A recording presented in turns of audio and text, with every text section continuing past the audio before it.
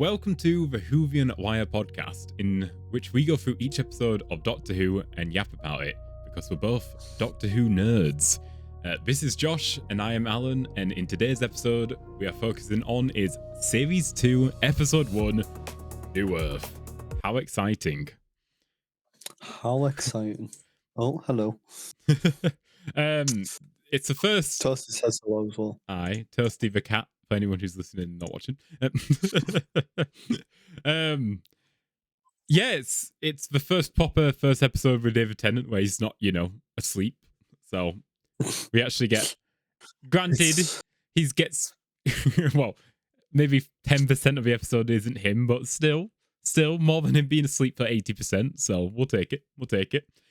That is true. What were you like initial thoughts going into the episode before you rewatched it? Like what was your like memory bank of it? I mean, it was a normal episode. I wasn't too into it, and I wasn't too like against it. It was just it was a filler episode. It was meant to be introducing the Doctor as his episode instead of him just being asleep, as you said. Yeah, but I could agree. I heard. Don't worry, this is not a fun fact for later. I've just heard that there was compilation, not compilation. Complaints? Not complaints. Russell T Davies was thinking about not having this as his first episode of Series 2, and it actually be like The Girl in the Fireplace be the first episode. I don't know exactly how that would have worked, because I feel like this is a good episode for an introduction. So, then again, I guess all you have to do is film a scene of them leaving Jackie and Nikki, and then I guess you could put any episode like that. So, I guess that makes sense. Well, you can't really put the Girl in the Fireplace there because Mickey's there. Well, that Girl in the Fireplace. That's touche. Yeah, and to be fair, you can't really then just go to New Earth because Mickey's then in the school reunion episode, isn't he? And then I think that's why yeah, because it's school reunion. And then it's Go in the Fireplace. Oh, is it not the other way around? No, it's not the other way. It's because Sarah Jane, she like says, "Oh, yeah, you've got to have a Smith on board." In which Mickey Smith, he comes along. Right, okay. Rose doesn't have the best opinions on that. Shocker. Especially what happens in this episode. I mean, even though...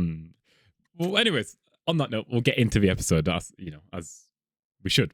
As we should. Aye. So we start off the episode with it's an interior shot of a TARDIS, and the Doctor seems to be warming it up, warming up his engine. Yeah. He starts to so what happens is you see him like messing around with some buttons, and then it cuts to like Rose saying goodbye to Jackie and Nikki. But then he seems to almost start like initiate the TARDIS, materializing, but like slowed down, and it's like, what? Have you got an extra handbrake on? What's like you've like you're setting off, but you're not setting off. It's not a handbrake, it's a foot brake now. Yeah, generally, like, have you just put your foot off the brake and just let it start slowly building up or something like that? Because yeah, like the TARDIS is like doing its material noise, but really like grinded down and slower, and it's like, okay, I'm assuming that's just to rush Rose to come in and get into the TARDIS.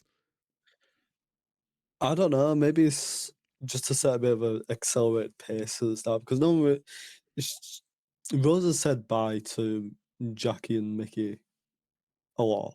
Yeah, already in the first season. And to be fair, from what it looks like, now I don't know when Series 2 is meant to take place. If it's when it came out, then it was March. So does that mean the Doctor's chilled with them for a few months? Because it's not snow, it's not ash on the floor, so it doesn't take place immediately after the Christmas invasion. So it must at least be unless the Doctor did a solo adventure. Well, I guess this is up for interpretation. I guess he could. The day after. It's probably just the day after. Because you know how snow does melt quite fucking easily here. Wow. Plus it's not even snow, it's ash. It's ash from the asteroid. But wouldn't that still be on the ground? Cleared up. Within a day? I don't know. But yeah, well, yeah, so we can assume he's been there a couple of days, if not weeks. But anyways, so yeah, she says goodbye, gets in the TARDIS, and then Jackie and Mickey wander off. But there's a glimpse of Mickey staring into the TARDIS disappearing, where it's like, you want this, don't you? Bite. You're gonna bite. I can feel it. You want a piece of that Yeah, cake. you want this. You want this. I know you want this. But then nothing happens, and the rest of the series we don't see Mickey again. No. Yeah, so we'll just and then so Rose gets some TARDIS, bloody boo boop. Intro happens, and then they land on a very windy planet. Very windy. In the year 5 billion, 5 billion and 23. I had to be correct, just in case if anyone would correct me. And in the galaxy of M87, and they've landed on New Earth.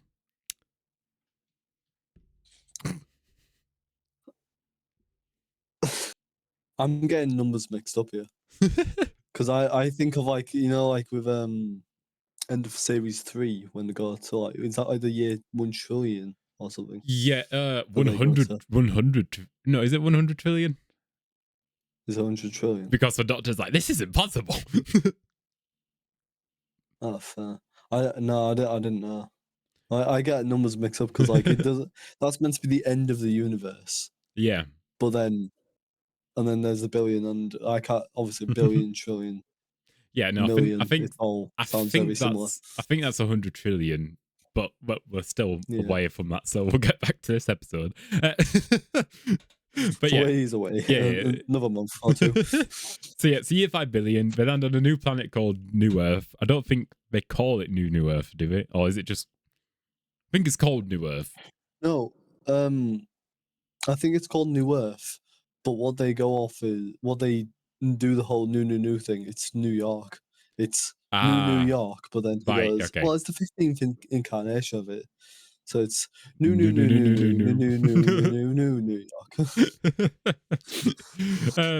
Yeah, and whilst the Doctor's like talking about where he's landed and stuff, we see a guy spying with a very familiar looking spider robot, and it's like, okay. Can't judge yet. Who knows? Maybe that's just what spy technology is, and that's actually accessed around the world. Then it cuts to them like sunbathing on the grass, like you're not sunbathing, but like chilling on the grass, like as if they're like how. But it was like but it was like really windy, where like Rose's hair and the Doctor's hair is like. It's like, would you sunbathe to that?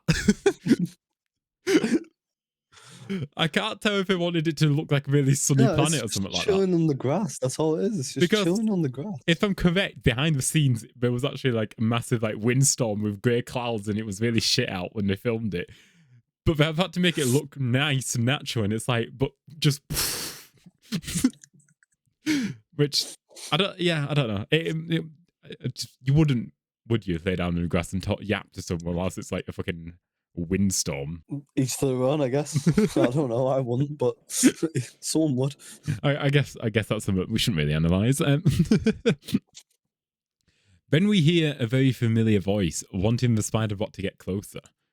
Very familiar. So now we can start to pinpoint the dots. Familiar voice, Spider-Bots.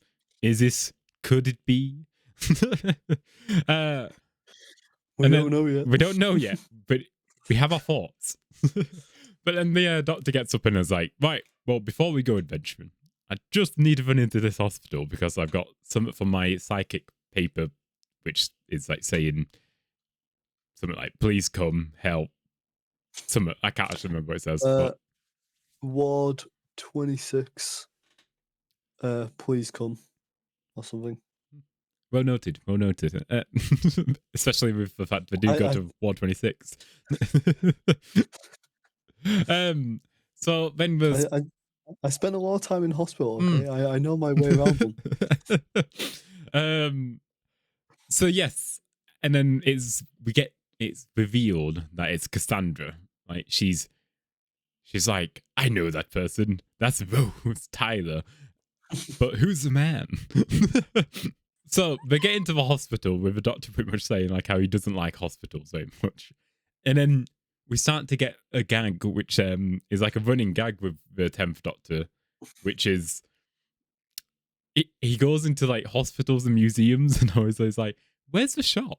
Where's the little shop? Where's the shop? Where's the shop? Which he does really He's got literally. a point. He does. Like I do agree with him. It's just the fact that like he just that's like the running thing throughout his like era now. Is literally just like whenever he goes into like a shop or anything, he just is like, this needs a little shop. I'll put it right there. No, it's every time he goes into a hospital, ain't it? It's like, oh yeah. Like, Doesn't he do it for? There's a museum one. I can remember it was a museum scene, but I just can't remember where he says it. I could be wrong. museum. I could be wrong. It's not like the Silence in the Library scene, is it? No, that's the library. I don't know. Anyways, we'll move on because, like, again, it's not really vital to the episode. I mean, we'll find it when we come to it. Yeah. We don't analyze these episodes and like. Well, before we started this, didn't we? No, well, true. We knew random bits. That's it. So the doctor rushes ahead and gets into an elevator, a lift, whatever you want to call it, and is like floor 26. But for some reason, Rose is delayed behind. I can't remember what she was doing, but she ends up the doors close on Rose, and she has to get another lift. And at this very moment, Cassandra's goon, which is called Chip, overrides the controls of the lift she gets into. But while she's getting in, the doctor's like, go to floor 26 and look out for the disinfectant. And she's like, what? The disinfectant, what? And he's like, fuck it, never mind. Oh, fuck, you'll find out. Yeah. So there's a funny scene where it's like David Tennant, 10th Doctor, gets sprayed with water, gets, everything done, and he's just loving life. He probably loves it, and like rubs it into his hair and everything. Where most Tyler just ends up looking like a soggy rat. like she's like, which I just love. It's a fun scene. And she gets... They had fun. Yeah, she has fun. So she then exits the lift, and she sees a man at the end of like a corridor saying, Rose Tyler, please come with me. And it's like, is this floor 26? And he's like, yes, just come with me. But she picks up a crowbar or like a pipe or something. Not, like, when I saw the scene, I was like, someone random knows your name. Are you not going to be all defensive? And then a second later after I say that, she picks up a weapon. I'm like, okay, she's got some common sense. Okay. she knows what's going on. There we go. Yeah.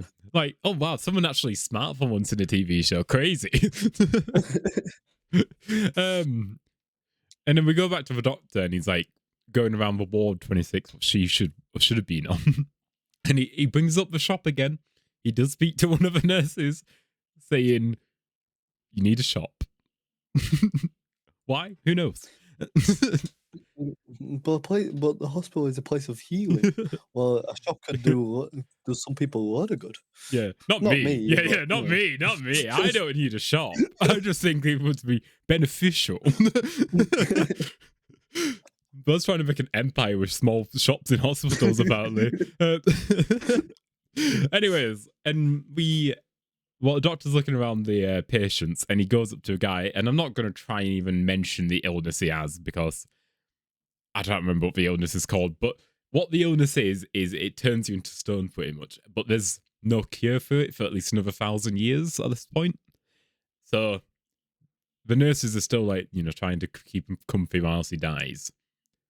And yeah, it was an uncurable disease pretty much. Petrifold regression. Petrifold regression. Right, there you go, guys. If you ever get it, you can go up to a nurse and be like, I think I've got this. I would just say, I'm becoming a motherfucking weeping angel, but I guess you could say that as well. Yeah, and go on. There's apparently a little fan theory ages ago that people with it would turn into weeping angels. Oh, nah. Oh, it was a relation to weeping angels anyway. but it's like they're a different thing. Weaving angels compared to Yeah, but not. like I would Yeah. say Storm Regression is like the whole. When in Star Wars Episode 6 or Episode 5, when Han Solo gets like put in that stone thing. Yes. It's been a while, but Yeah. yes. The big block No, of yeah, stone. It's Yeah. I would say it's probably more relation to that where he's actually just frozen in place, if you right. get it. Yeah, well, yeah. But I don't not think. Weeping Angels being able to move whenever you're not looking at them. Yeah, and I'm sorry, Yeah. I don't think Weeping Angels use human bodies or anything as a vessel. So No. yeah, no, but their own. I don't know if it was a fan theory, but it says here there was a relation to I Weeping can Angels. see it being a theory. I can see it. Everything can be a theory at some point, you know. The Doctor can sneeze in an episode and someone would be like, oh, and that's why that person dies in episode 7. Like, you know. He sneezed and the Doctor did that in one episode. This is a sign, guys. Oh, yeah. Fun fact. Was a fanfic about it. Fan theory. Yeah. I would take that with a massive grain of salt, but who knows? I'll let everyone have their own interpretation of what they want to believe. I don't think that is canon. I ain't gonna lie. I'm gonna say from the Whovian Wire side. Yeah, Whovian Wire say no. Yeah. We at Whovian Wire don't believe this fan theory. But, you know, we might sometimes believe fan theories. Like, for example, the Ninth Doctor going traveling after asking Rose to come with him, and then coming back after like years saying, did I mention it also travels in time? Oh. I think that's a good theory. It's a fun theory. It is, yeah. And whilst he's walking around the patient ward, he then goes and sees the face of Bo. Woo!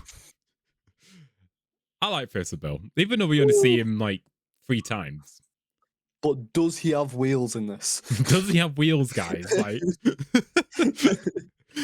for anyone who doesn't know why we're asking, does he have wheels? Long story short, Josh was in the charity shop and saw a Face of Bo like action figure from when it came out. And at the time, I was like, I mean, that's a very boring action figure. Like, who just want Face of Bo? Just a face, like, just a face. And he's like, I mean, I guess. Does have wheels, though. And I just immediately, like, it has wheels? This changes everything. Long story short, now Josh owns the Face of Bo with wheels. So Yeah, it's somewhere over there. I would get it, but that's going to take time. So whoever dies first will have the Face of Bo with wheels placed on the grave. It's symbolic now. Yes. Right, anyways, we'll get back to... and we find out that he is dying of old age. I know, shocker from Face of Bo. And the nurse believes that he's thousands of years old, but some even say millions. Now, if I'm correct, isn't he actually like 5 billion? I swear he's like 5 billion when he dies. I could be wrong. I think so. He's definitely in the billions. The first boy is stated to be billions of years old, specifically over 5 billion years old. I'm just too At good. the time of his death in it would a be future episode. Yeah, a future episode, guys. I'm not going to say which episode because that's spoilers. Yeah, spoilers, guys. Even though if you haven't seen it yet, what are you doing? I mean, it's been a good, what? 18, 17 years? When did this come out? 2006? 2007? 2007, the episode what we're talking about. Almost 19. 19? Jesus. Right, okay. Yeah. Well, yeah, it's 2026 now. Yeah. I'm forgetting my own timeline. Anyways, it cuts back to Rose now walking into like a room with a projector playing something from like a party, like, you know, like a get together party scene, and she realizes that one of a woman's voice sounds very, very familiar, and she's like, "Wait a minute, that's Cassandra!" And then she turns around and Cassandra's there, and she's like, "How are you even alive?" Like, you know, like she doesn't. It's not even intimidated, kind of. It's more of a, you know, I think she's with traveling with the Doctor. She's got more confident when it comes to this kind of stuff. Yeah. And yeah, How did Cassandra survive? She reveals that her brain survives, and they use skin from her body. Now they use the front of her skin at the first time, and then we find out that they used the back of her for the second time, which Rose tries to make a joke saying, "Oh, so you're speaking out, yeah," but then gets cut off. I reckon they were allowed to say ass. There probably was, Come but on. I don't know. There probably was just trying to be The fun.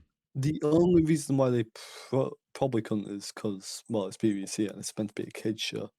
I But hate that. also, arse is the same name that you would call a A donkey. donkey. Well, this is the So, thing. This is how you always got away with it.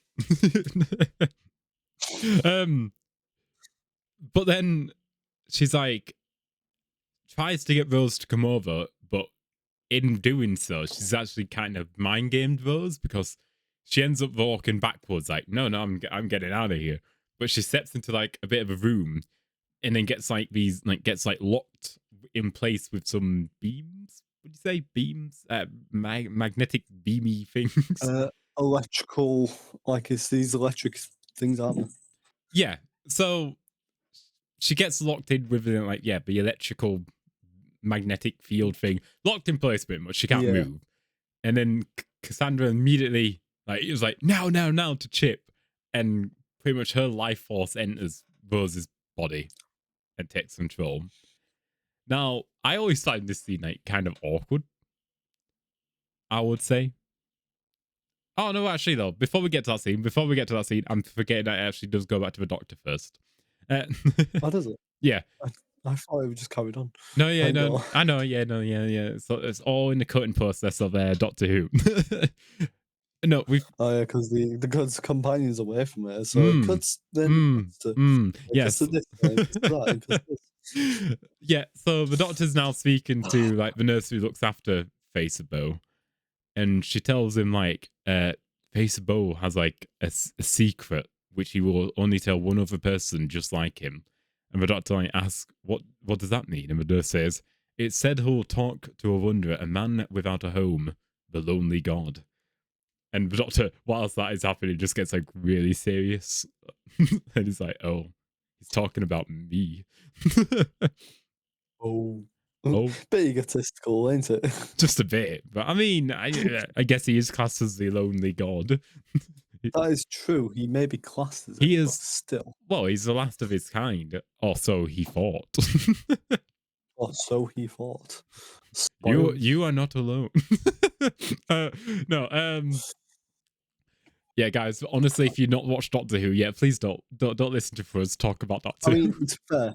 With David Tennant's there, at least, it's a lot of breadcrumbing, even from this Yeah, to be episode. fair, yeah, like breadcrumbing for a series or two ahead. So yeah, Exactly. Like, I do have to give props to Russell T Davies for that. He sometimes can breadcrumb good, and I've actually heard recently, and I've kind of might lay off Russell T Davies a bit with an RTT do RTT RTD. R2. No, like because from what it sounds like, it all has gone a bit tits up in the like post production side of things when it comes to Doctor Who. For example, um, do you know how so pretty much what's meant to happen with series one was the Church on Ruby Road was technically classed as the series one beginning in like his ideas, yeah. And then literally Doctor Who was then meant to start in like January, like the week after, or like even just 2 weeks after the Christmas Day special.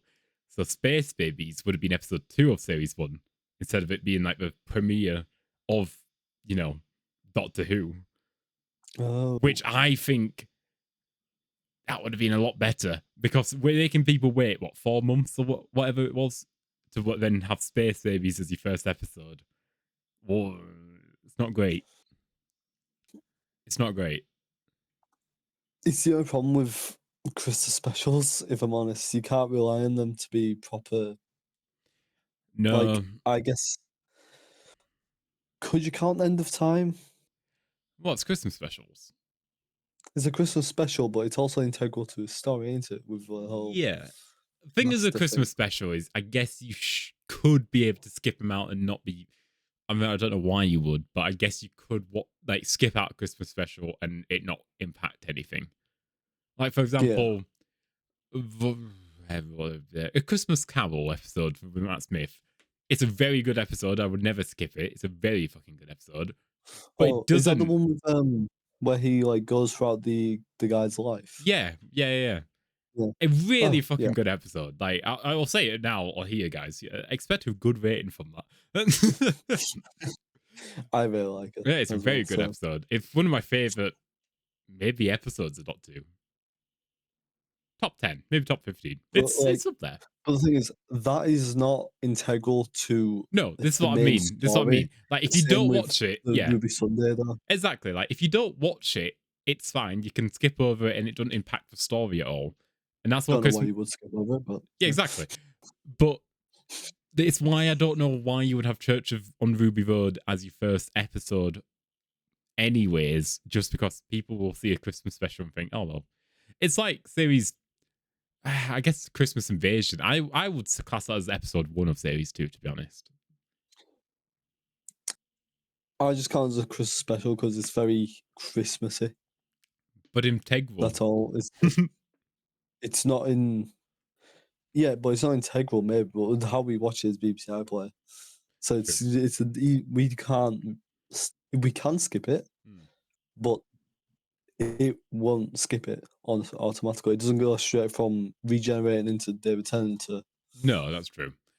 But this episode. from what it goes sounds, through. but anyways, what it does sound like is there was a lot of like problems behind the scenes for Russell T Davies. For example, do you know the War Between the Land and the Sea was meant to come out in 2024? Yeah. Was it? Yeah, that's how bad things got behind the scenes when it came to like production and stuff. Oh. Yeah, Ruby Sunday was still meant to be in series 2, and Belinda Chandler wasn't meant to be in Doctor 2. Yeah.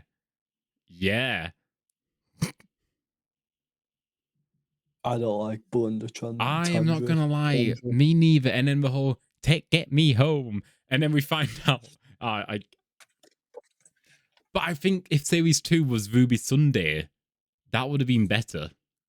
I'm talking about Belinda. If it was like an Amy Rory thing where like it was basically for Matt Smith, it was his companions. Clara wasn't there till the second half of his third season.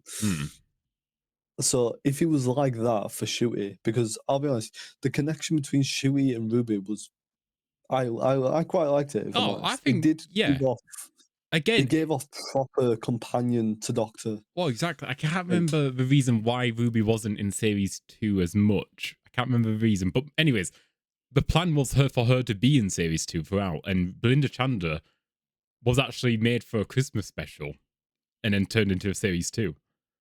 Oh yeah, do you know the Robot Revolution? I think it's called. That was meant to be a Christmas special, and I think that works as a Christmas special. And it was meant to have like a celebrity, guest, be like Belinda Chandler, who gets taken away by alien robots and has it's meant to just be like a fun Christmas special. But it got turned into it's a whole situation where then, because of delays, Russell T Davies went to Stephen Moffat and like, could you write me a Christmas special, which ended up being Joy to the World, and he changed Robot Revolution into the series 2 premiere. The first episode. Which is so. From what it sounds like, there's a lot of. I like the episode. Yeah, it's a good episode.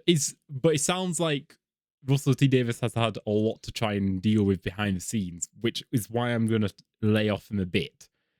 I'm not going to like defend Space Babies because again, that's horrific. That might be a 10-minute episode, guys. I'll be honest, Space Babies. I looked at it and then it was like, what the fuck is this? And I had it on, so I knew what was going on. And I wanted to give Shooty the benefit of the doubt because his Christmas special was good. But now that it comes to it, this is Space Babies reminds you of the sleep monster. Yeah. From Peter Capaldi's. Yeah. No, it does. Honestly, if I could, I know we're not really been talking about New Earth for the past 5 minutes, but I just want to say one thing. Now, Doctor Who probably not returning until 2027, 2028, realistically. Let's be realistic. Mm. I would have preferred season 1 and 2 to be classed as series 14 and 15, and then them just do now do a fresh reboot. Yeah, because Not now a reboot, a soft reboot. they're spending so long Yeah. between the series 2 and series 3. It's And just everyone might be more might be more optimistic if they heard that Doctor Who's getting a soft relaunch with season 1 instead of season 3 after years of waiting for season 3 is coming. It's like a Stranger Things. It's like a Stranger Things Exactly. way. Yeah, it kills the vibe. Well, I don't. I know it's still the biggest show in the world, but At the moment. yeah, at the moment. Well, actually, I think it got killed on Arrival, to be honest. But but no, I just think sometimes the way, like, I think it should have been classed as series 14 and 15, and then got on a whole bunch of new writers in, a new showrunner, a new everything. I'm talking a full new, fresh set of people, then class that as season 1. I think that would have been. Jesus Christ, Toasty. Where was I? No, you just slid off like my table and like Foxy jump scare. Fucking that. I was scared the shit out of me. Right, okay. Yeah, so I would have preferred season 1 be like a soft reboot in 2027, 2028. It would introduce new fans. And let's be realistic, I don't think many new people watch season 1 and 2 of Doctor Who anyway. So calling it season 1 or 2 Doctor Who didn't really help them. I also think they shouldn't have really revealed Billy Piper as as their I'm interested to see what he does. Sure. I'm not gonna lie. Yeah, I think he's got some big boots to try and fucking fill out there. Like, how do you even go with that? But I would rather it be a season. I have like a trailer that's like the Day of the Doctor trailer, because that doesn't reveal anything about it. No, exactly. Apart from the fact that it's just a 50th anniversary episode. But have something like that to show we're coming back. This is a soft little relaunch, but still continuing the same story, just like how it was Something in like that. 2005. Yeah. A soft And reboot then- is the best way to go with Doctor Who. Starts off with little, probably reused footage, and then the regeneration into Billy Piper.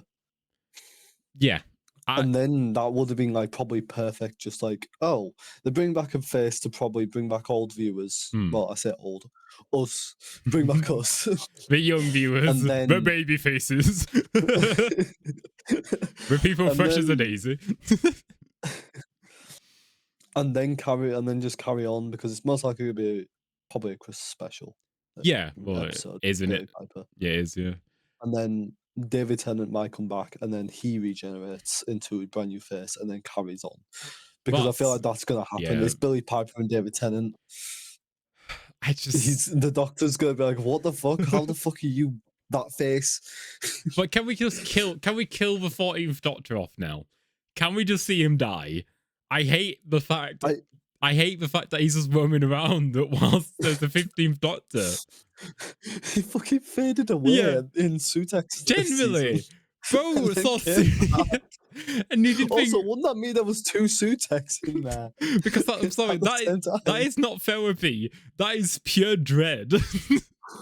Like, yeah, the 14th Doctor, I just want you to rest and take as long as you need. Sees everyone just get wiped out, and it's like, Oh, for fuck's sake! I'm sure my future self knows what he's doing. I'm sure he knows what he's doing.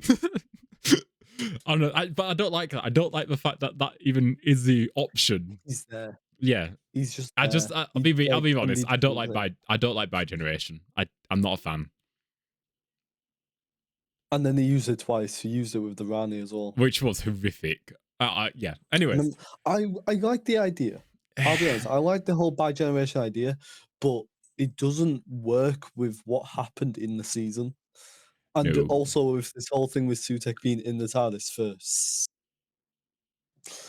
I don't know how many years. Since fourth Doctor, so at least 1,500 years.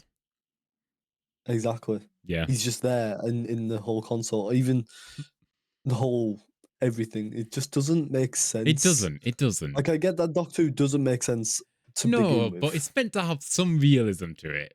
No, It's got to have some continuity because it's meant to go all the way back to the first Doctor, and now before that with the whole fugitive Doctor and stuff. Exactly. It just doesn't. Like, for example, when Davros is destroying the TARDIS, again, if you're watching this podcast and haven't seen Doctor Who, you can't say spoilers. I'm sorry. Just either go watch a show or whatever, but it's a very, Anyways, but for example, when Davros is trying to destroy the TARDIS and it's engulfed in flames, you're saying Sutek just chilling like, yep, okay. Thing is, if he's in the TARDIS and he can control the TARDIS. But he's not in the TARDIS, is he? He's embedded in like the car, isn't he? Is he? I thought he was literally sitting on the top of it, invisible. I don't know. Anyways, right, should we get back to the episode? We are analysing. This is right. We're analysing 4 years from now. So much to say.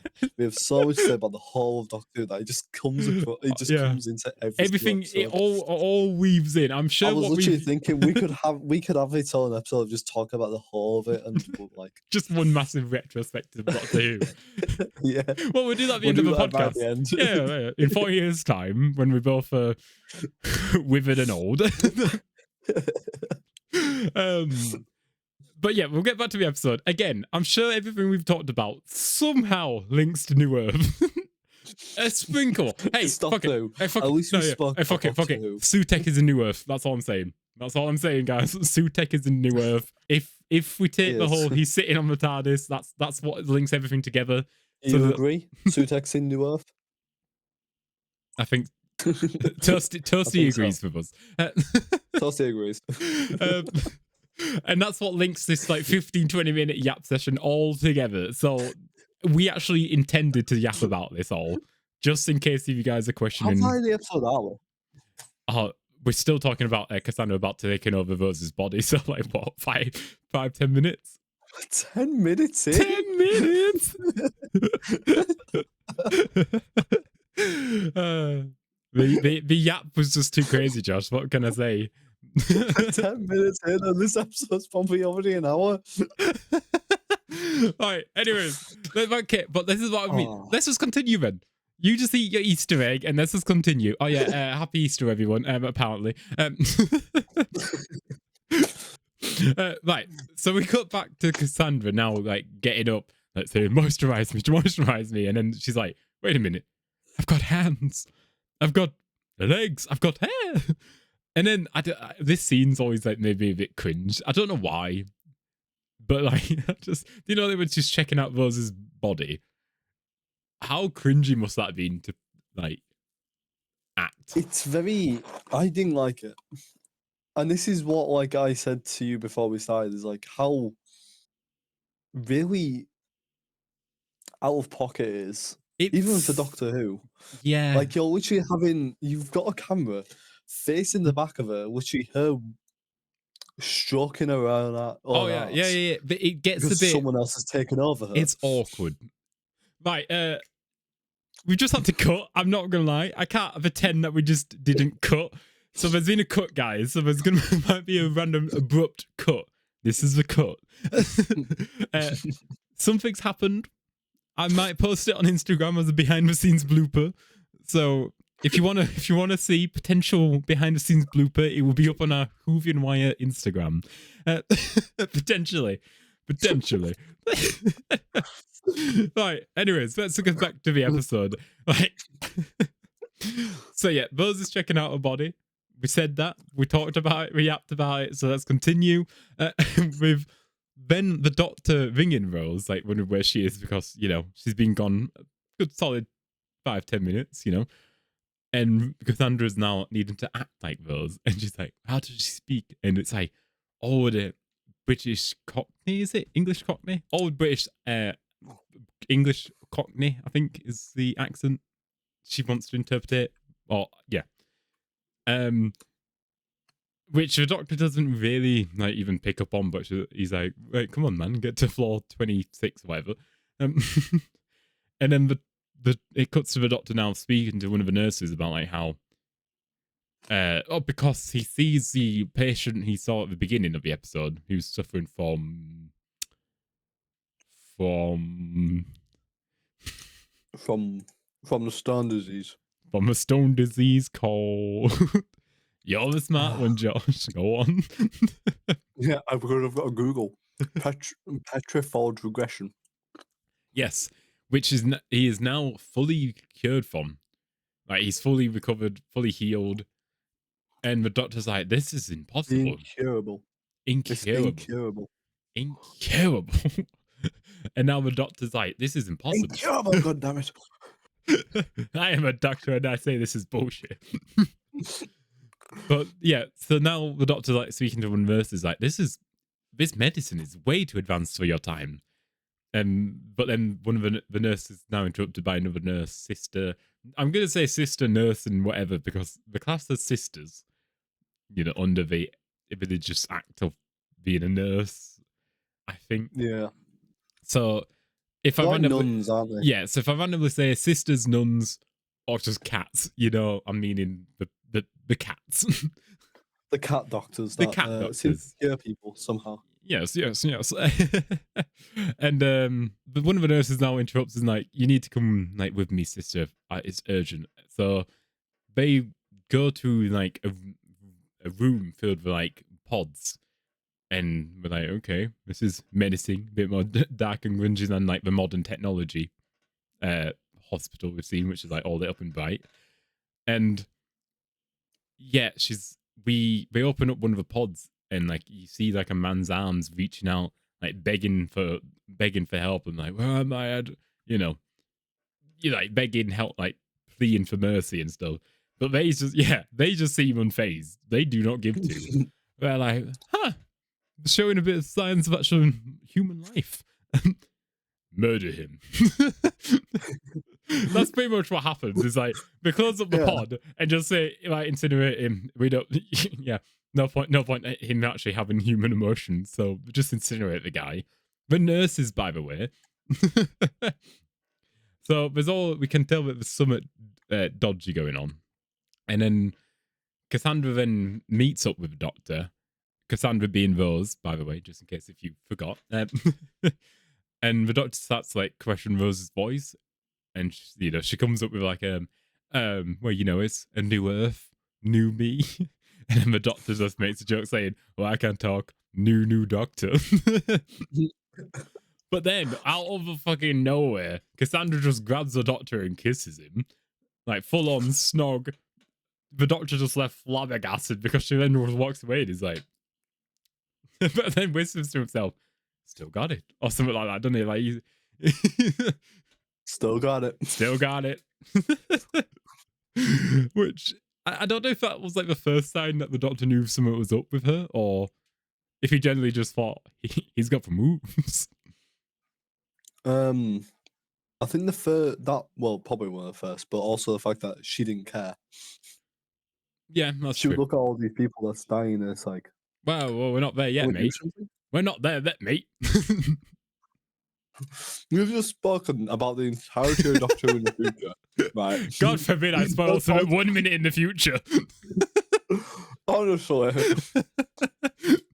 Well, speaking of that, the doctor and Rose get into the intensive care, like hidden facility, but one of the cats or nurses sees them, and I'm assuming they go and alert one of the staff, and they now see thousands upon thousands of pods, and the doctor like goes up to one and starts to analyze it and opens it up, and he does his signature like line of what's the line? It's something like "I'm sorry, I'm so sorry," which he says like a shit ton times. This doctor, I think it's like I think it's that.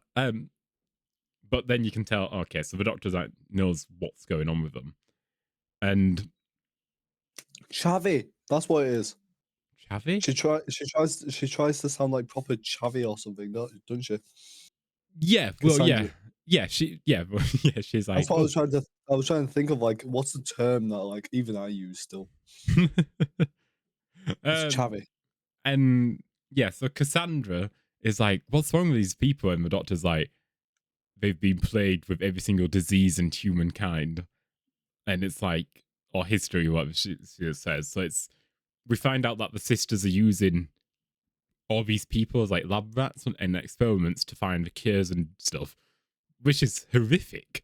Like, just horrific. It's it's excuse. And then the sisters like catch him, and it's like they try and justify it by saying, "We grow these people. They're not humans. They're just they are meant for tests." And the doctor's like, "This is no fucking life worth living if this is it." So he's all against it. There is no like reasoning or why you should be making people suffer. But then he says, "I can understand." But then he goes, but then he's like, "But I can understand the bodies. I can understand your vows, but one thing I can't understand is what have you done to Rose?" Where the sister's like, I haven't done. What do you mean?" And he's like, "I'm being very, very calm. You want to be aware of that. Very, very calm. And the only reason I'm being very, very calm is that the brain is a delicate thing. Whatever you've done to Rose, I want it reversed." Then the doctor's like, the sister's like, "But I haven't done anything." And then Cassandra steps in like, "I'm perfectly fine." But the doctor did pick up on the fact that Cassandra didn't seem to care about the patients. Mm. So, not the snob, he thought that was just him being a ladies' man. I mean, it's fair. They both have the hot to each other now. So Well, yeah. Does it just continue after the Ninth Doctor, even though that was all platonic? Have you already boyfriend and girlfriend? I don't know. I don't know. But anyways, yeah. So then Cassandra is like, "Oh fuck it." Then she reveals to the doctor that she's like, she goes up to his ear like, "I'm the last human," and he's like, "Cassandra," and then she sprays him with like a knockout spray gas, sleepy potion, Sleepy potion. sleepy potion. And then the nuns approach Cassandra like saying, "What's going on here? What's going on?" And then Cassandra tries to make a deal with them by saying like, "Look, if you give me a one-time payment, maybe a yacht, I won't tell everyone what you guys are doing here." But the nuns don't even seem phased, to be honest, by it. They're like, "We don't care." And Rose is like, "Well, I'm not trying to." Cassandra is like, "I'm not trying to be funny, but you don't have guns or anything like that." And it's like, why would we need guns when we've got claws? Yeah. And then Is that a hint to the next episode? We show him the claws. Where's the tooth? Yeah, and then Cassandra's like, "Oh well, I'll try it." But she gets Chip then to open up all the pod doors and like one door. So as a bit of like a distraction to like get away from the cats, and that opens up the door of what the doctor was put in. Oh yeah, I didn't mention it yet. The Cassandra put the doctor in a pod before that interaction. Yeah, where the what's called dog going to the infected. Yeah. Which apparently he had 3 minutes before he was also going to get infected, so he didn't have to wait that long. I mean, can the doctor get infected? Because he's not really. I don't know. Would the doctor get a cold? His biology is different to human, I guess. So I actually don't know. The only time I know that the doctor could possibly be ill was in his series 4, the giant wasp episode. What's it called? Oh, when he got poisoned. Yeah, that's the only thing that is like poison. That's not bacteria or I don't know. I mean, because I don't think the doctor could have just walked around when Black Death was going around and not being unaffected. So I guess he could. I guess Time Lords do have somewhat same kind of human DNA as the doctor. I don't know. I guess no one's really ever thought about it. It's humanoid. Yeah, he's not. And if we're going by what the 8th Doctor says, he's half human. Even though someone did mention in one of our comments that they believe that the Master just lied about that to the Doctor to make him have like an existential crisis, and like he isn't actually half human, Which I just think is everyone just like gaslighting themselves into believing just because the half human theory is horrendous. Especially if now we got the timeless child. But we're not going to talk about that yet because we've yapped about it before. We're not going to talk about it for a while now.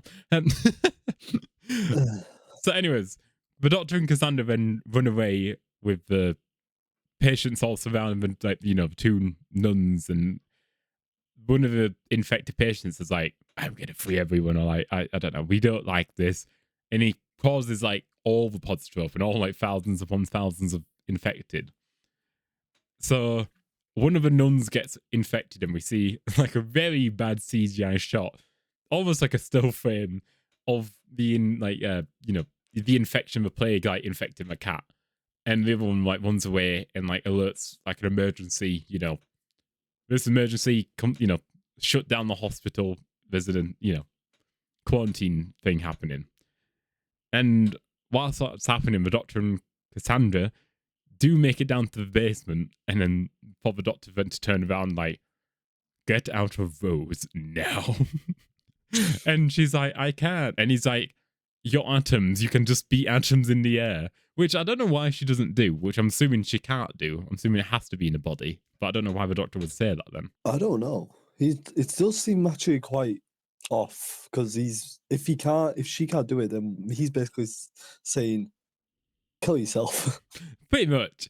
But this is what makes me question why she had to keep Rose in that route, like like in that locked position, because she seems to just be able to willingly go out of any body and into another one, like without needing a machine. I don't know. It's one thing I picked up on this episode is like, why would she need Chip to be like now, and then get Rose locked in that position to do it, where she could have easily just Gone into Chip and then yeah. also just transformed into another body. To be fair, why not just go into a cat body then? And then you can roam around the whole hospital practically. Exactly, yeah. If she wanted to find out what was going on, she could have easily done it. I don't know. I guess that's some of what might have been pushed from the rug and not really meant to be thought about too much. Plot convenience. And your plot convenience strikes again. Aye. But then the Doctor does eventually force Cassandra to leave Rose's body, but she transports into the Doctor's. Which again, there's another scene of like now the Doctor examining the Doctor's body, and it's not awkward. Is it awkward? I don't know. It's not as awkward as Rose's, I would say, where she's literally like touching up her ass and stuff. But she's like, "Oh, this part's unused," and like, yeah, no, I get the same vibe of it. It's like because he's going around like that and stuff, and it's not how the Doctor acts. Obviously, it's not meant to be a Doctor portraying. But then there's the little back and forth of where Rose is telling her to get out of him. Yeah. But then also kind of shuts up when she says Rose has also been looking, i.e. at that area. It's an awkward one. I think it's a hard thing to write a body switching scene because got to get the actor to act completely different to the character they're playing without it being weird, which is almost impossible. There's only one. Yeah, because I mean, no, there's good things with it. Like if you ever seen the film Face Off, that's fucking phenomenal. I know it's not about switching. Pretty much, two men get. I think it's what happens is two men get like their faces switched or something like that. They get like pretty much the mind switched or something like that. But somehow I can't exactly remember how it happens, but pretty much one of them's like an FBI agent and another one's a prisoner, and it's a whole thing. It's a whole thing. I would suggest to go watching it, but how it's done is they portray each other so perfectly different without it being like weird or anything like that. They don't do the very touching up the ass and stuff. I don't know. It's very Russell T Davies, though, I feel like this episode. It feels very Russell T Davies watching this episode. I would have to say. The only thing, well, it's fair, this is about Doctor as a whole, is the Doctor's not meant to be over the Time War either. He's not meant to be over the Time War, but then he acts like this, which I get that, like, there's a lot of people Yeah. that can act okay when they're not, when they've got some like subconscious trauma and stuff they've got to work through.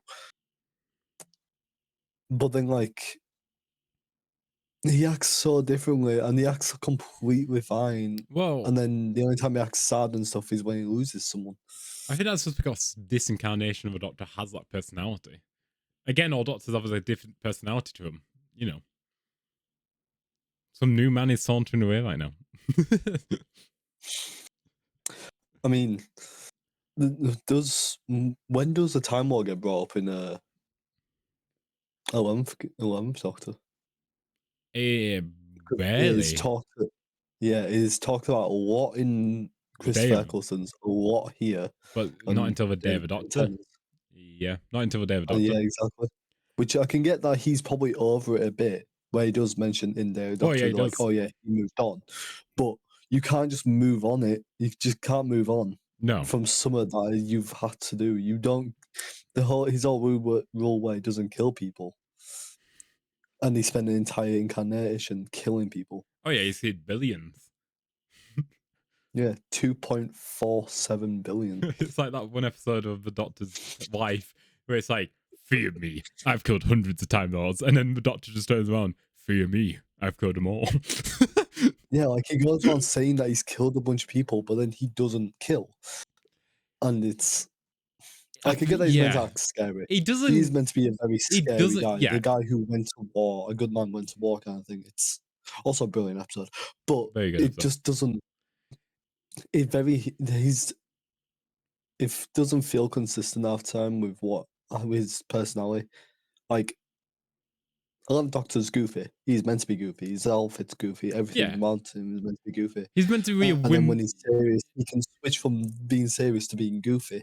And that's like he does in Good Man Goes to War. And that's why I like Doctor Who. I like that could be this man with a whimsical outfit. I'm talking, there's literally an 8th Doctor, a 7th Doctor, 6th Doctor wearing a fucking rainbow outfit. I'm not saying he's a good incarnation, but that's just my own opinion. But I'm just saying, like, I like the fact that you can have this like whimsical man be funny, charming, but then when something bad happens, he gets serious, like, and shows his age a bit. Like, it's why I like that quote about like how Matt Smith has the old eyes. Like, you know, you've got old eyes because it's like, yeah. Like you might have a young face, but the eyes say everything. You can't hide how you feel in your eyes. It doesn't. Thing is, he just switches up and goes back from being serious to being goofy like that, and there's got to be like, even if you have a lot of trauma, you can't just do that. No. And then everyone expects you to be okay. No. No. Yeah. No. But again, we don't know how long the 9th Doctor's incarnation lived for. We don't have like a definitive answer on that. I don't think. Now, there's audiobooks coming out for the 9th Doctor. Does that make him older now or younger? Because the 9th Doctor makes out he's 900, but then the 10th Doctor in Voyage of Dan makes out he's only 906. So does that mean Chris Eccleston only lived for 4 years? Well, like, you know, there's so much, like, I get it's hard to, you know, pinpoint the Doctor's ages, but when you're pinpointing exact number of years, like the Doctor being 906, does that mean Chris Eccleston rounded? Maybe he was still like 890, maybe 880, but rounded it to 900, maybe. I don't know, but now you got to go off what he is now, because David Tennant in The Giggle says that he's billions of years old. I think that's just him being over exaggerating. I think he's over exaggerating. I don't know about that, because like he did spend, his consciousness kept on being cloned, so then he did live through that whole billions of years. But he didn't, because he forgot. Imagine how many. But he forgot every single time. It clones his consciousness. That's about it. It doesn't clone like all his like recent memories. Yeah, but he don't remember anything apart from that one last time he did it. I don't think. Again, it's been a while since I've seen the episode. I feel like we're going to argue about this until we watch that episode and have like a fucking definitive, you know, fresh on the top of my head our moment. I don't believe it, but who knows? Maybe I get to that episode, watch it and be like, okay, I can accept it. I still believe he's only about 2,300, maybe 2,000, 3,000 years old.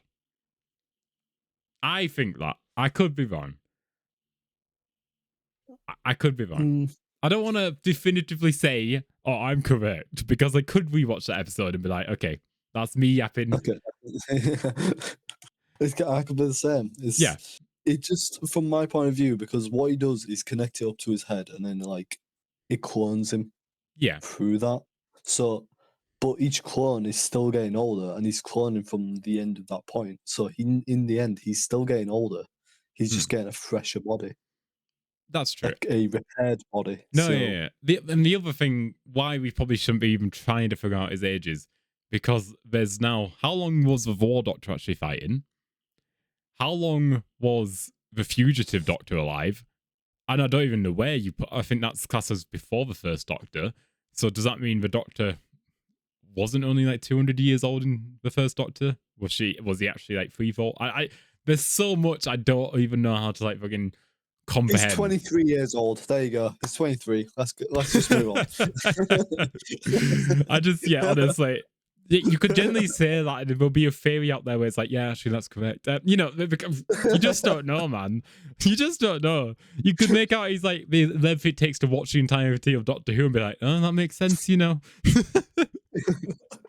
But yeah, we'll get back to the episode because again, we're talking about an impossible theory. You can't do anything like it because he lies. The Doctor lies. He does. Yeah, he forgot his own age pretty much. Is actually no, he didn't say he didn't forget. He says I might be lying because he's like I'm 1200 and something. But again, I could be lying. And it's like fucking hell. I don't know when I'm lying. Yeah. But yeah, we'll get back to the episode. Until the next showrunner gives us a definitive age, we can't even fucking comprehend what age the Doctor is. The thing is, people are gonna also like no matter what like age they give us, people are gonna just disagree and go, well, doesn't make any sense because of this, this, and this. Obviously, we're making up our own theories of what age he could be but we're using the stats that he's giving us and what it looks like. And why would the Doctor lie? I don't know. When he's in a place on his own that only a other being that's trying to kill him is. I don't know. Like, okay, we'll move on. That hell sent heaven. No, yeah, I know what you mean. Thing.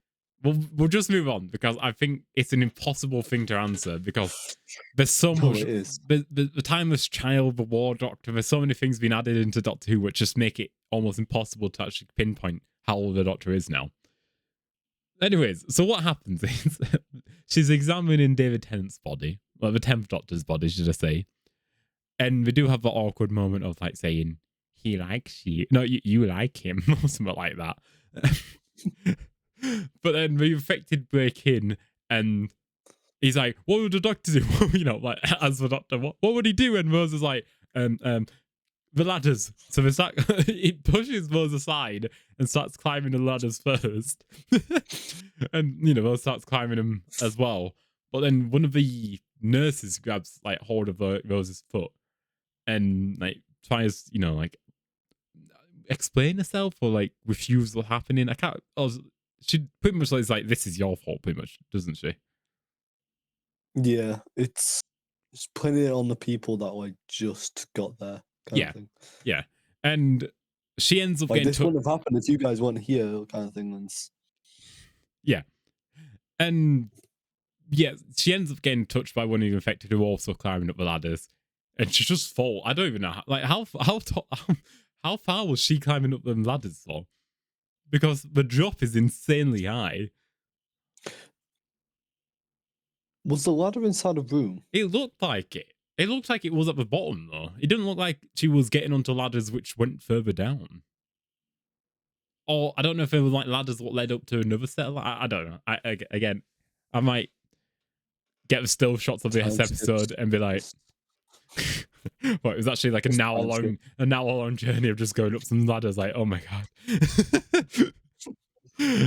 Somewhere out there was literally an animation of them going up ladders.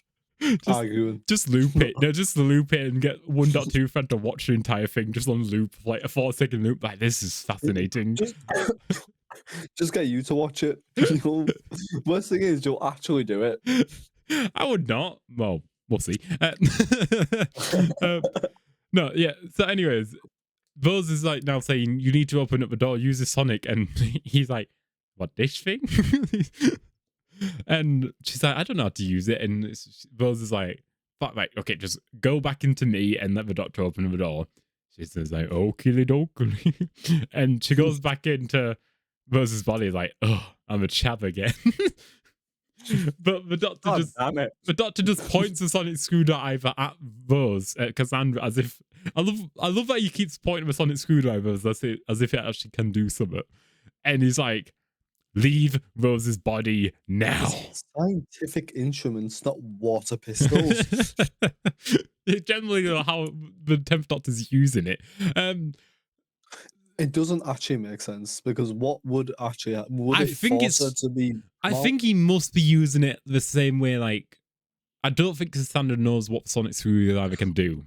The Jammy Dodger kind of thing in that Dalek episode. He's bluffing. It's like, yeah, it's a bluff. Yeah, he's probably just bluffing. Yeah, because he does it with the pilot fish, and he does it with Cassandra. And I think if you don't know what the sonic screwdriver can do, I'm assuming you might think it is a laser or something like that, you know. I think. I don't know. And anyway, so Cassandra now goes back into the 10th Doctor's body. And yeah, and he's like, he's not agreeing, he's not accepting, he's not letting me, you know, he don't want me to, you know, be in your body.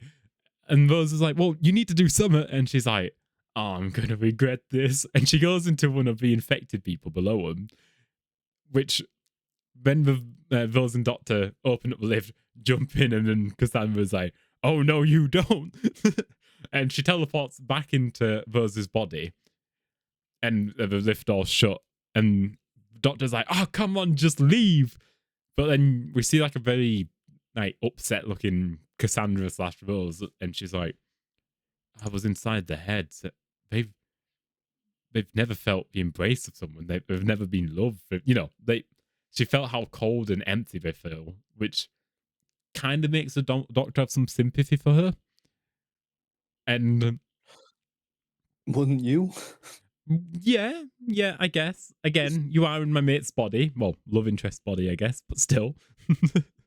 And they get onto the medical ward, and the Doctor pretty much immediately comes up with the idea of using the medical bags filled with all the chemicals that helped heal people. And he's like, fuck it. If we put them all together, it might just work. So he gets them all attached around his body, like, you know, like hooks them up all to his body, opens up the lift, and jumps onto like the lift cord wires, and he's like, right, come on then. Yeah, hop on. And she's like, I'm not jumping. And then the infected open up the doors, and she's like, and she jumps onto the Doctor. And he has like, he's made a contraption so he can use it to like go down the lift thing, like, you know, with speed. So they plummet down to the bottom, controlled. You know, the Doctor's just slow down before plummeting into the death. And he opens up the thing at the top of the lift, which has all like the disinfectant chemicals and stuff.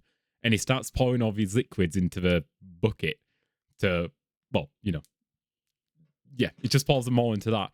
And he's like, right, when I say ready, you're going to just pull and keep hold. It might cause some, you know, traction, but just keep hold. And she's like, what are you going to do? You'll see. And so he jumps down into the lift, opens up the door, and is like, hello, everyone. I'm a doctor. So he pretty much gets... Yes, he is. And pretty much he's like, come on, come give me a hug. And he's like, now, Rose, now. And the disinfectant thing begins where it starts shooting out with spray, and all the infected start to walk into the lift. And we see that it actually starts to heal them.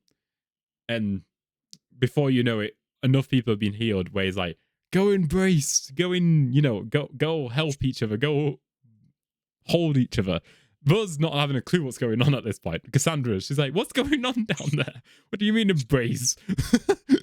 And it's kind of wholesome that the people who have always felt alone, unloved, untouched are now like going up to each other and healing each other in a way.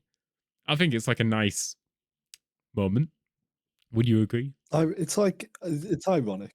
It's very. I would say the irony, but then like it's the positive kind of way of it. Yeah, it's like Because yeah. they've never felt like, as she said, it felt very late to say it. If I'm honest, it's like she's now bringing up this point and immediately just gets like fixed. Like, oh my god, they're ill and they've never felt anything, any embrace. They were born to be, is Yeah, it pathogens? uh, Carriers. carriers. Yeah. Born to be carriers of all these like diseases. 2 minutes And then later. 2 minutes later, oh, they're no longer ill.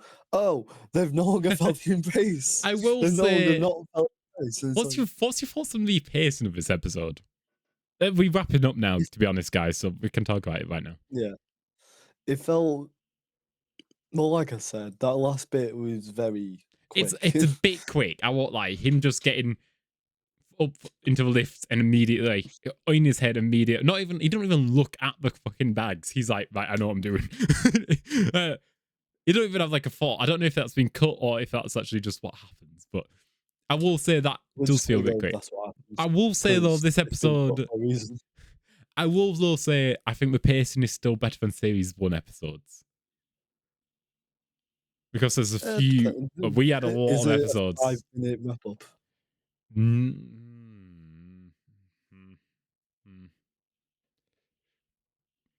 Maybe. I think that's Maybe. the I don't know. No, because I don't know. Series 1 had some very quick 5-minute wrap ups.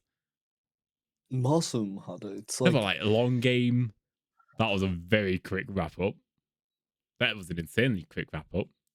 World War 3 had an insanely quick wrap up. that's true. I can't think of many more. But It felt it's so good. They get the pacing perfect. But the thing is, Doctor Who on TV is on for an hour. So these episodes are meant to be on for an hour, but then like they've shortened it down to 45-minute episodes. well, you say it on for an hour. It is never on for an hour. Yeah, it's never on for an hour. But like the thing is, when when you look at the channels, I swear it would be like it would go. I think when it was it on at like 6 o'clock or something, or 7 Yeah, I o'clock? think it's because after Doctor Who aired, it probably did like the 7 o'clock news or something like that. So it could fill up the time slots. But it's like that wouldn't take 15 minutes to do it though. I don't know then why. I don't know what. I can't remember what was It'd be on on. for an hour on it though. Thing. It's like a But, very well, okay, but there can't be a 43-minute episode and it be missing 17 minutes. So some obviously must have been on in between episodes on BBC to keep it. Like the news and random up next is. What did we fill up? Because they don't have ads on BBC. That's the thing what I don't get. We don't have adverts. no.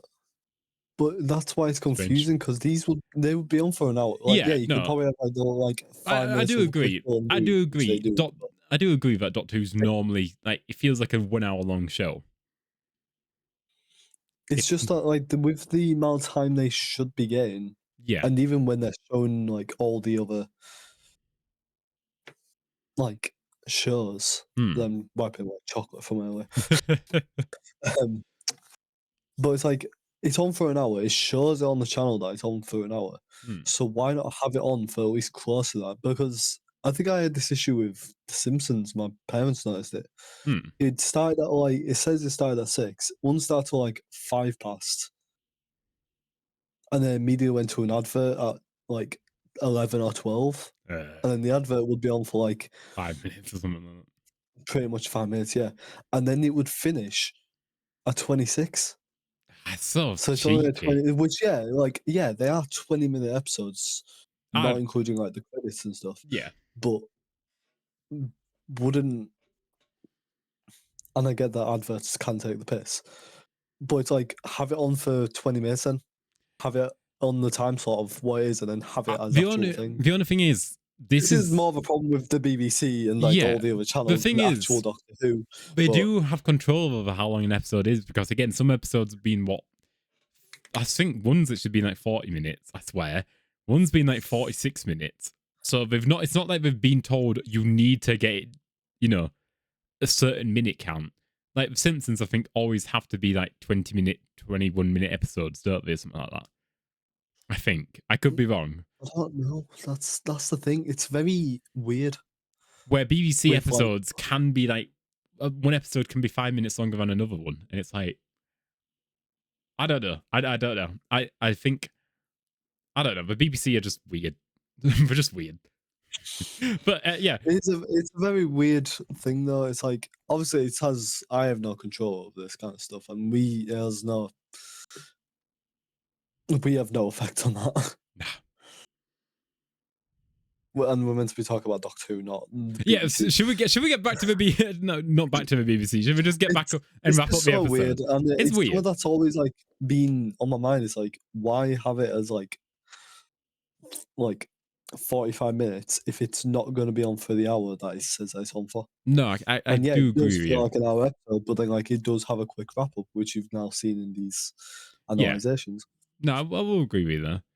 This episode was 44 minutes long, and opening credits is what, 1 to 2 minutes? Nah, it's only like 30 seconds, isn't it? I think. Is it 30 seconds? I don't think it's too long. So it's only like a 30-second intro. Yeah, no, it's why you never skip a Doctor intro. It's like the perfect length for an intro. Don't. Yeah, exactly. Hey, who does? If you do, I generally don't want to speak to you. The only time I've skipped it is when it came to Jodie's episodes. Because I can understand. It's a bit boring. It's very classic because I did watch the classic ones. They have that weird effect that goes in now I and all that. appreciate that they wanted to have that like first, second Doctor-esque like whooshing thing going on. I get that. Yeah. But you've had this idea of the Doctor actually flying through the vortex. Oh yeah, it makes flying you. through It makes me happy seeing it. It fills me with joy. It makes me feel whimsical seeing the TARDIS like flying through vortex at speed. It's fun. Shoot his episodes with those. Oh, I really liked the whole. Yes. but Toasty is apparently been summoning. He was just doing this. I'm like, yes. Yes. Carry on. No, but like, yeah, it's like it wasn't really flying through a vortex, or if it probably did for a bit, didn't it? I swear there was also a little thing with Russell T Davies. Is like, oh yeah, make sure to look at the opening, like the credits, and like you'll see like a little thing or something, which was meant to be a hint at Sutek. Oh, I've not heard about that. I don't think. Did you not hear about that? I don't know. That doesn't ring a bell. Thing is, I think like I was looking at every little thing until when this new series came out. I was like, actually, really. What? In like, wait, do you mean like in the Empire of Death episode, or do you mean that throughout series 1 you could see Sutek-esque? It was like this weird thing with like the particles and stuff. Like something didn't seem right. Right. Apparently with it. Right. After we finish this, I'm gonna go up to my 65-inch 4K TV and just stare at the vortex. Like, I'm just gonna go up like, where's these particles at? I don't know if it was particles or what, but it's like I swear he said, "Oh yeah, you should." Someone said that you should look at it, and it was like a little hint of what's to come. All right, I'll have to look after we finish. Also, I didn't like how Rusty was, oh yeah, go watch. Basically, told everyone where to go look to see the main villain being Sutek. Yeah, that was good of him. No, it wasn't good of him. I didn't like how they were advertising him. Yeah, but he got revealed, and then we started talking about him. It won't like. Oh, before you watch this episode, before we reveal him, I think you should go watch this episode. No, I think that's how it was. Was it? Was it not like that? I thought it was like he would.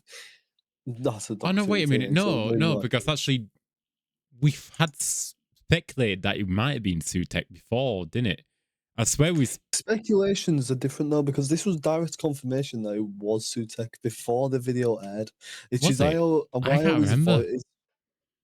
I can't remember that. Oh, YouTube, because it was mainly advertised on there. Fuck it. Right, carry on. Let's carry on the episode while I'm doing this. Right. Well, I'll wrap up the episode whilst you're doing that. So it cuts. So everyone's now healed. Yippee. Everyone's gracious and embracing each other. It's a very nice scene. And then it cuts to now the the NNYPD or something like that. The new police department arresting all like the sisters and like nurses and stuff. And the doctor's like, "Oh, I need to go see him." And he runs up to, well, probably gets a lift up to go see Face of Bow. And he pretty much goes up to the Face of Bow like, "So, I've heard you've got a bit of a secret." But the Face of Bow is like, I do. But we'll meet again one more time, and then I'll tell you." And then he just teleports away. And so, yeah, but that's the doctor getting confirmed. Boom. Now, we don't know when we'll see him again. This is some breadcrumbing from Russell T Davies. But nice breadcrumbing. The nice breadcrumbing. But nice breadcrumbing. And to be fair, that is some serious breadcrumbing because, spoilers, we don't see him again this season. True. Yeah, because it says we're going to meet for one last time. Yeah. How does he know that? Wait, what? Face the Bow? Yeah, because I'm not. I doubt it's something that's like told, isn't it? I don't know it's how not much. It's told to even Captain Jack. It's like because yeah, that's the confirmation. But I don't know. I don't know how it works because I don't know. I don't know when it comes to Captain Jack because I think Captain Jack might know things. I don't know. The Face of Bow is billions of years old. He probably just knows. And I don't know. Maybe no. I don't know. I don't know when he would know he's dying, but he knows that there's someone. He knows the secret now. But why wait until? I don't know. I don't know. I guess it's breadcrumbing and Face of Bow just wanting to have some aura around him. Secretive. Keeps you clinging. He wants people to cling to him. And then the doctor then goes to Cassandra and is like, now, like, demands her to leave Rose's body. Like, they're like, okay, we've had our fun, we've healed the people, you need to now leave. And Chip now enters, and she immediately pretty much travels into Chip's body. And the doctor's like, this is unfair for Chip, and it's like, it's fine, he's a halfling. He's not even got like half a heart. But then, while she's saying that, his heart actually starts to give out, and she does start to die. And then the doctor's like, I'll get you a new skin, and we can take you to court. And she's like, no, I think I'm ready to die. Like, she starts to accept her own death, which is kind of like a nice full circle moment for Cassandra, I would say. And the doctor does a very kind thing, to be honest, and takes her back to the party we see at the beginning on the projector. And he pretty much is like, right, go there, but don't look back, and just say what you want to say. And Cassandra in Chip's body goes up to Cassandra, her young, youthful, pre-operation self. Youthful. Is it not youthful considering how old she is? How old is she? That's the question. Isn't she like 1,000? I don't know. I think I don't know how you live for that long if you're meant to be like human. Just because she's only really human because of the brain. All the organs don't run anymore like that. And her brain's been kept in like a tank, which is it's getting operated. I think of I don't know. If our brain stayed intact, I guess technically we could live forever if we was put into something like a robot. I would assume. That's just theory. I don't know. Well, you've got about 3 years, maybe 4 years until we get to that. So you've got time. Don't worry about it now. Yeah, but now I've got to scroll back even further. If I wait that long. Let's be realistic. We'll only be like one new series out of Doctor Who by then, so it'll be V. Yeah, but this is on YouTube that I was trying to find it because that's how I found it. But yeah, so Cassandra goes up to her younger self, and Cassandra in Chip's body is like, "You're so beautiful," And she brushes it off at first. And Old Cassandra and new Cassandra. That's how you should say it. yeah, old Cassandra, new Cassandra. Old Cassandra's like, you're so beautiful. And new, fuck's sake, young Cassandra is like, oh, Young, that's the one. Yeah. yeah. And she brushes it off. And old Cassandra's like, no, you're beautiful. And she like almost like imprints it, like, which I think it potentially could change the course of Cassandra's life. I think she was always wanting beauty. I think she always wanted that validation of beauty. And Cassandra saying to Cassandra, even though she doesn't know it's Cassandra, saying like, wow, you are like an angel. You're beautiful. I think that could have potentially been a bit of a revert to history. Potentially. I don't think so. I think it could be. I think it could be like a full circle. Because Do you mean like changing events in history, or changing Cassandra's events? Because in theory, wouldn't you remember Chip? If you did get him into the system, wouldn't you be like, isn't that the guy who came up to me once and died in my arms? maybe? But the only problem is this is like 1,000 years in her future. Yeah. Again, it's just a theory. It's a bit of fan fiction, should I say? Yeah, but this is the thing. We've got to argue with each other on here. I don't think it would because it's 1,000 years, and if her brain is still a human brain, you're gonna forget things in 1,000 years. But I think about like, me and you. We forget what we did early today. Exactly. But that's us. Cassandra might be smart. I think it could be like a very nice, wholesome, symbolic thing. Be smart and then proceeds to be a pancake for most of her life. But a pancake's what sees things. It sees things. But yeah, I mean, it's just a theory. I believe it because I made it up. But yeah, so she dies and like she like begs people like to try and help, and she pretty much is like, it's all right, I've got you. She comforts herself, even though she don't know it's herself. It's a trippy thing. But then that's the end of the episode. What's your overall rating for this episode, would you say? 6.5. No, okay. I'll be honest, I didn't like most of it. I give it a 6. It's very it's meant to be his first episode, but it doesn't feel and it, like, the one thing I'll give it, maybe it does push up to a 7, is the fact that Cassandra's meant to be an evil person, but then by the end you actually do start to feel sorry for her.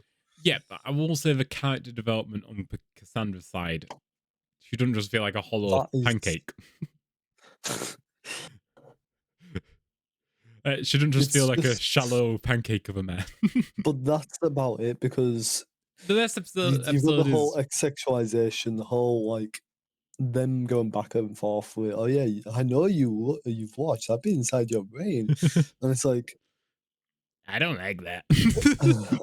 It's no, because I like innuendos and stuff. Yeah, like it's but this it felt very awkward to watch. It's one of those things, like, you know, when you'd be watching a film with your parents, and then like a nude scene comes up, and then you go like, and you felt like embarrassed while you watch it.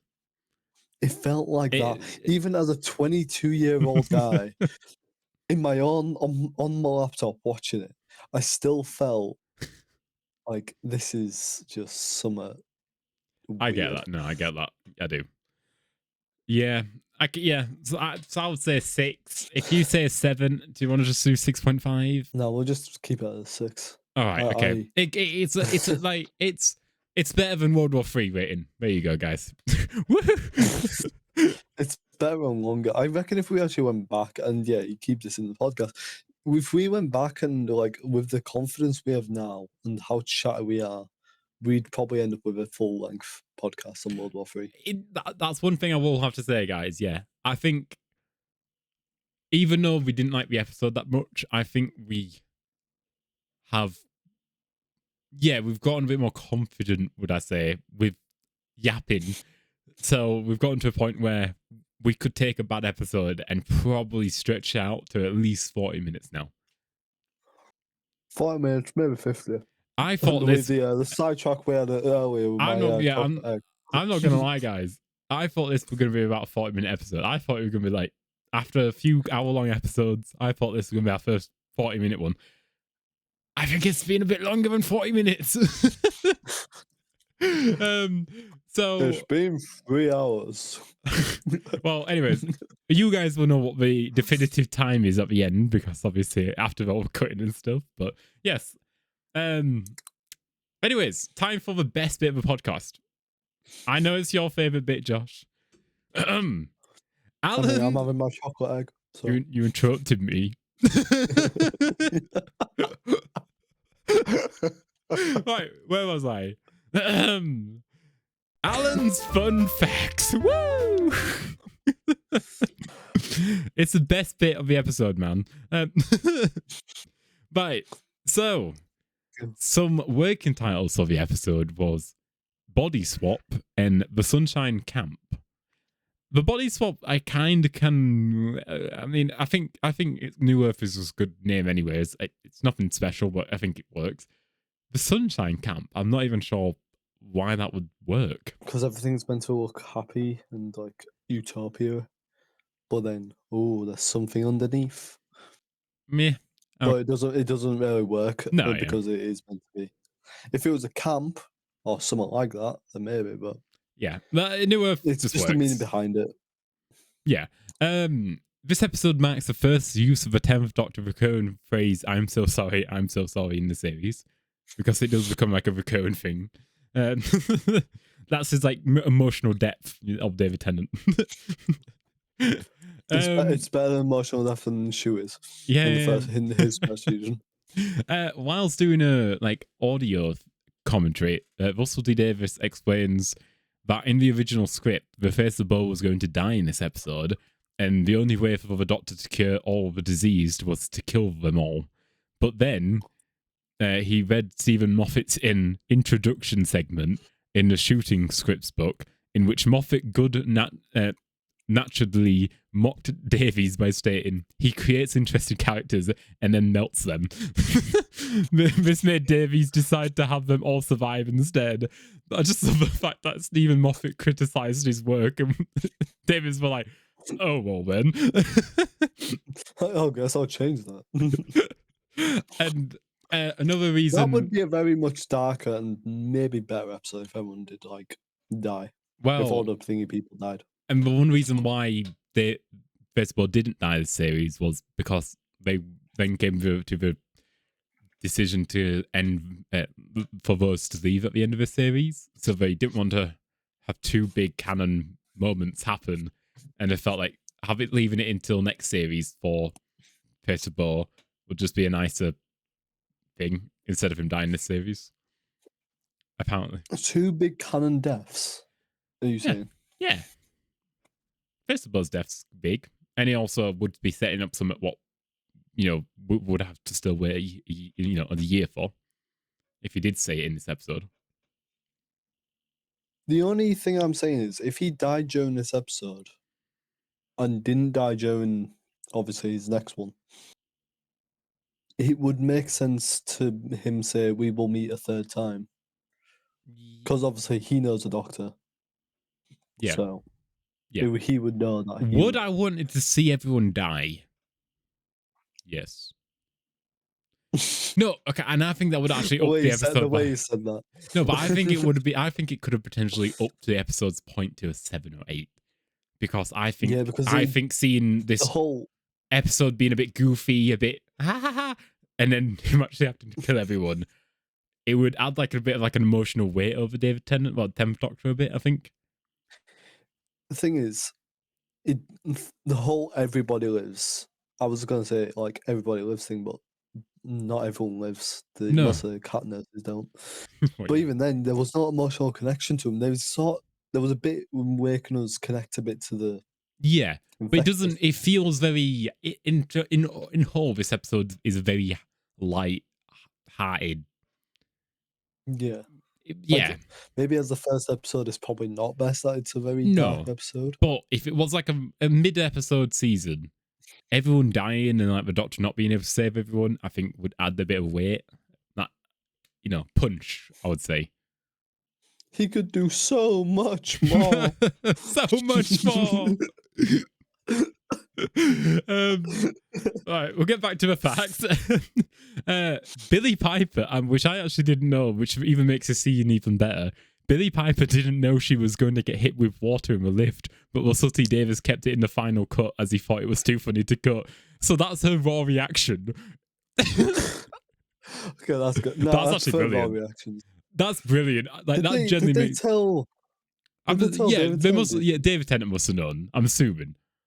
Or you just went with the flow. But I just love the fact now. Next time we watch that episode, when she gets hit with water, that's her raw reaction. Which she already overreacts, but the fact that that's not her overreacting as an actor, but actually as her just not expecting it, that just makes it brilliant. W. Russell T Davies moment. and I'll just go over that New Earth was generally well received as a fun, light-hearted action packed start to David Tennant's first full series, boasting high ratings of over 8.6 million viewers. Man, I wish we got them nowadays. With some critics found the body swapping plot campy or the zombie cat subplot jarring, it was praised for establishing the 10th Doctor's dynamic with Rose and delivering a strong emotional moments. I won't say strong emotional moments, but 8.6 million people, man. 8.6 million. We ain't had that since the 60th. I was looking at that. Yeah, we ain't had that since the 60th. I don't even know if it got to 8 million 60th. But like that was like series 2 of Doctor Who, and that's not even like when Doctor Who was at its peak. Because I think David Tennant episodes in like series 4 were like getting 10, maybe 11 million. Doctor Who was big at one point. I know it was big at one point, but okay. Season 1 and 2 of this current era we just had, they struggled to hit 3 million views. Struggled. How bad have they struggled? Well, quite bad. It was on Disney Plus all around the world, meaning Doctor Who actually had the most coverage going for it. At the time, Doctor Who wasn't in America at this point. Was not? Oh. It wasn't. Well, I don't think it was easy for Americans to watch it at this point. It's why series 5 of Doctor Who and 6 feels a bit more American. Yeah. It's because they was able to get Americans to watch it easier. Hence why they did some more American-ish episodes to intrigue the American audience. So 8 billion people. I could only dream for that nowadays. We would probably have season 3 coming out soon if we saw them kind of ratings. But yeah, that's my end of my fun facts. Have you got anything else to say? I mean, I'm not looking forward to the next episode, if I'm honest. Tooth and Claw. It's never been one of my favourites. I think there's some alright moments in it. I think it's better than this episode, if I remember correctly. It's better than this, but I don't know if it's up there. It's not. No, I'm not going to make speak out my ass and be like, oh, top 10 episodes coming up next. It's not. I'm probably not even top 30, but it's a pre-rating. I'm going to say is probably a 7. A 7. I could be wrong. Maybe next week. I'm going to say 6.5 because, I remember it being better than this New Earth. But I thought New Earth was also decent before analysing it, but now it's like I don't actually like the episode that much. Well, this is the thing. I think this is why it's nice that we're going through it. Is we are kind of getting our own definitive answers on what episodes we actually like. Like when you're doing a general viewing and then now doing like a fully analytical viewing, you kind of can give your full opinion on it. Like, yeah, this is our probably most detailed ranking because I'm not gonna lie, guys.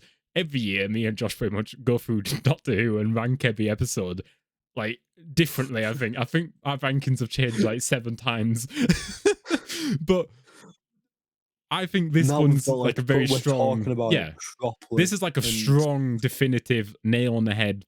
Saying that, did we change? We did change the Unquiet Dead in our season 1 retrospective video, which if you haven't seen, go watch.